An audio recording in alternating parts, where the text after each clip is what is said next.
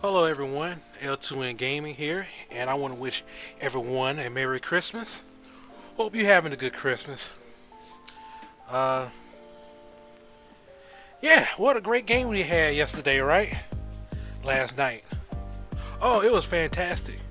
Steelers beat the Raiders 13 to 10 in dramatic fashion, while everyone was enjoying the game, watching the game from beginning to end. This is what I saw. That's right, absolutely nothing. I saw nothing. The power in this house went out around 6:30 and it came on after the game was over with. That's right. So I was there on Twitter. I could have watched the game on the website, but the connection was too bad. But anyway, so the power came back on. So we turned the heater back on, turned our TVs on just to see the highlights, whatever. And then all of a sudden, yep, you guessed it, the power goes out again. This time from 11 to 1 o'clock. So I'm calling it this day the Immaculate Power Outage for us. Because that was some bullshit. You know the reason why the power was out? Equipment update. Ain't that something? I mean, what a great time to fix equipment on a day where it's 20 degrees. You know, Southerners don't go through 20 degrees weather in Alabama. Very unheard of in the South. And you pick this time to do equipment update. So anyway, let's go to the stats, shall we? Kenny Pickett, 26 completions out of 39 for 244 yards. 1 TD, which came at the end, and 1 interception, which was a bad interception, but let's talk about him for a second. The final drive that Kenny pulled out was so perfect and magnificent. This is just going to build confidence into Pickett. I mean, did the Steelers made the right decision picking him over Malik Willis so far? Looks like it. Not saying that Malik is going to be bad or anything. It's going to take a lot more years to get him polished. That's all I'm saying. But for Kenny, he was already ready to go, ready to play, and he is showing the Steelers that, hey, they made the right decision for him. Moving on to the stats. Yes, sir. Najee Harris, 16 carries for 53. Jalen Warren, 6 for 23. Haywood, 1 for 21. I thought that play was actually pretty good. By the time Matt Canada played work for once. But anyway, let's go on to receiving. Pat Freiermuth, 7 for 66. He was just clutch at the end. DJ, 5 for 64. George Pickens is George Pickens. 5 catches for 57 for 1 TD. Perfect throw by Kenny. Najee Harris, 6 for 42. Yo, this man an apology. The one that was like talking that crazy shit, talking about how Najee Harris ain't the same player. Like, clearly y'all forgot that this man was hurt in the beginning of the season. If you had paid attention in that Detroit preseason game, you noticed that he was hurt, right?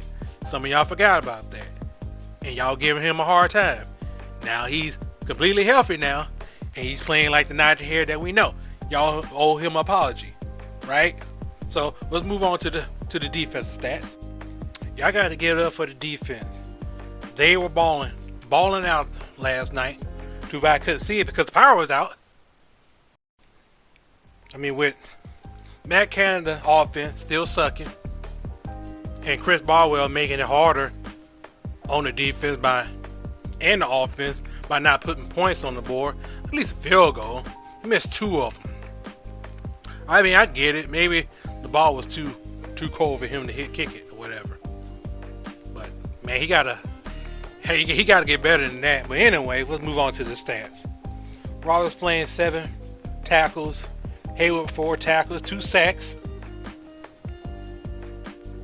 TJ Watt, 3 tackles, quiet. But hey, still love his presence though.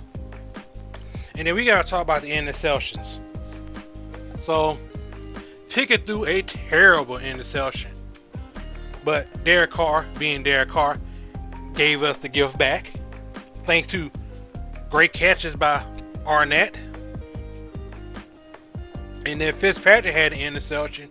And then probably the most impressive interception came at the end with, what's his name? I can't think of his name right now. Yeah, Sutton. Cam Sutton. A man who's been missing interceptions throughout the whole season. Made a immaculate interception. Like he was a damn receiver. Like that was, man, that was a great interception. Man, it's like Frank and Harry was just looking down on the Steelers that night. But overall, oh yeah, Highsmith had a sack too, a key sack. They needed that from him. But other than that, this is as good as the defense can play. Like period. Like this, hands down, their best performance. I mean, they were playing with guts. They were playing with a sense of urgency. That's what we need. But let's check out the remaining schedule. Okay. New Year's at Baltimore and then Cleveland. Look, do the Steelers have a chance to go into the playoffs? I'm gonna let y'all have that argument. But as far as I'm concerned, I am not worried about the Steelers going to the playoffs at all. I mean, what's the point in them going to the playoffs knowing they're gonna get blown out? But anyway, quote unquote, technically speaking, okay. So you have Miami Dolphins losing against Green Bay, okay. The Jets on a free fall. The Patriots on a free fall. Steelers can't lose these 2 games coming up. They can't lose. You lose, forget about it. It's over. And then there's so many other chances. I heard like they gave some analysis gave the Steelers 18% chance of making it. That's how in a deep hole they're in right now. So they're gonna need some help. But Steelers got to win their games. We know they need the Jets, the Patriots, and Miami to lose. Right? So with that said, that is the end of this video. Great win by the Steelers. Didn't see it. Couldn't see it. Power was out. That's right. Y'all were lucky. Couldn't see it live. But y'all take care. Maybe the power won't go out next time when I'm watching the Ravens. And yeah, I ain't forgot about you. 13 points. That's all you can put up? Are you...